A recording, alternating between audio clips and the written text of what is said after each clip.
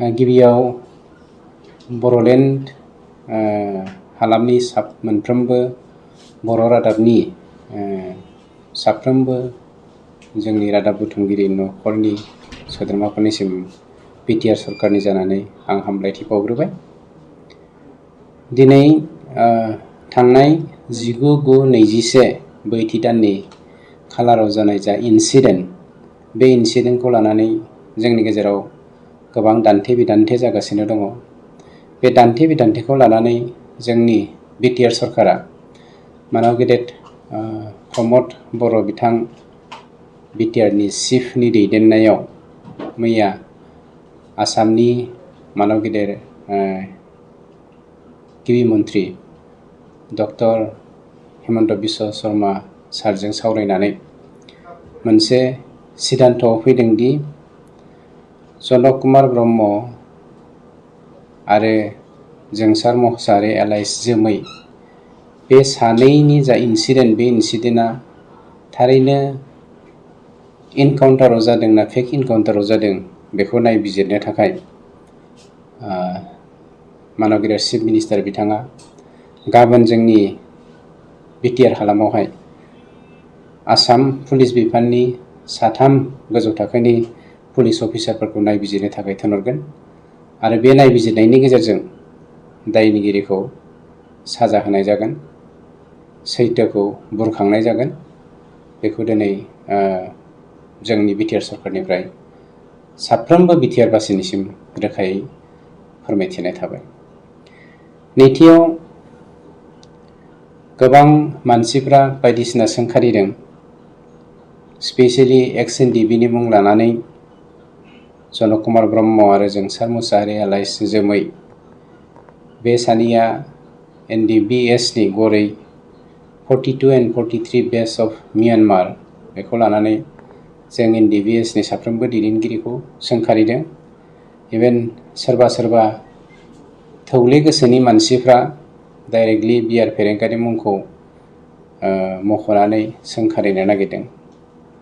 दा बाथ्राया गाबोन क्लियार जागोन, बियो फेक इनकाउन्टार ना इनकाउन्टार मार।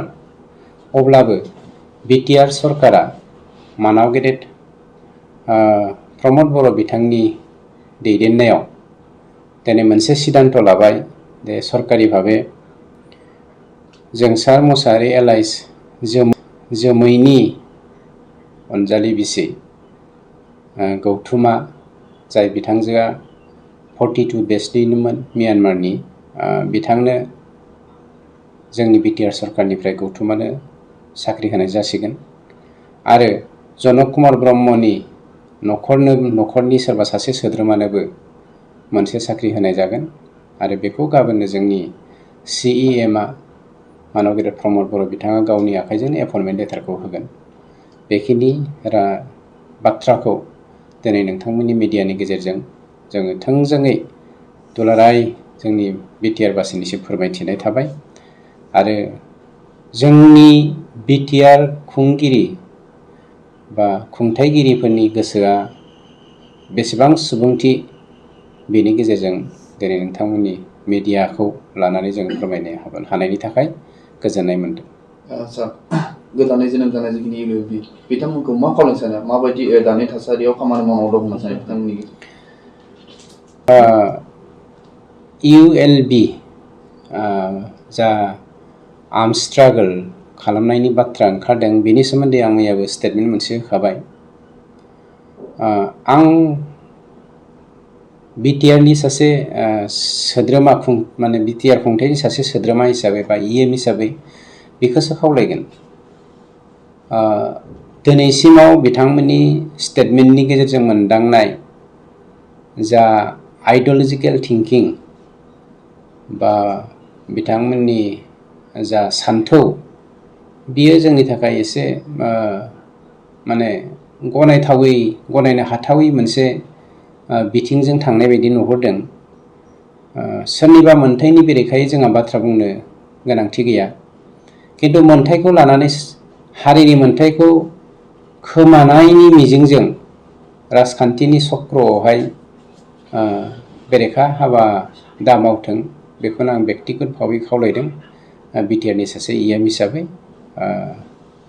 जोङो दिनै मोनसे गुफुं समाज दानायनि लामायाव दङ आरो मोनफ्रोमबो बिथिङावनो जोंनि प्रमद बर' बिथांनि दैदेननायावहाय बिटिआर सरकारा मोजाङै खामानिखौ मावफुंलांनो थाखाय आखायाव लादों।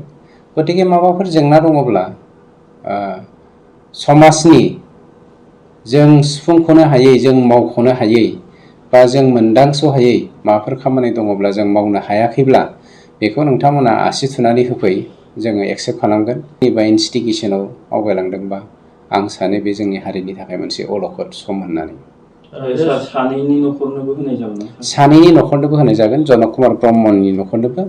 खिन्थु बे जोंसार मुसाहारि एलाइस जोमैनि बिसि गौथुमा, बेहा गोरलै सासे दङ, दिनै 19 सान जाबाय खोमा।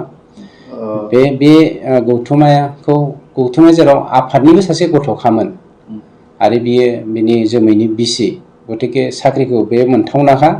बेखौ थोंजोङै गौथुमायानो मोनगोन होननानै नोंथांमोननि मिडियानि गेजेरजों फोरमायनाय जादों। खिन्थु जनक कुमार ब्रह्मनि न'खराव न'खरगिरिया गावसोर मिथिगोन सोरखौ हरनाय जायो। मा केटेगरिनि साख्रियाव थिसनथाव? बिथांमोननि सोलोंथाइखौ लानानै बियो सोनारगोन, बबे ग्रेडआव होनाय जायो।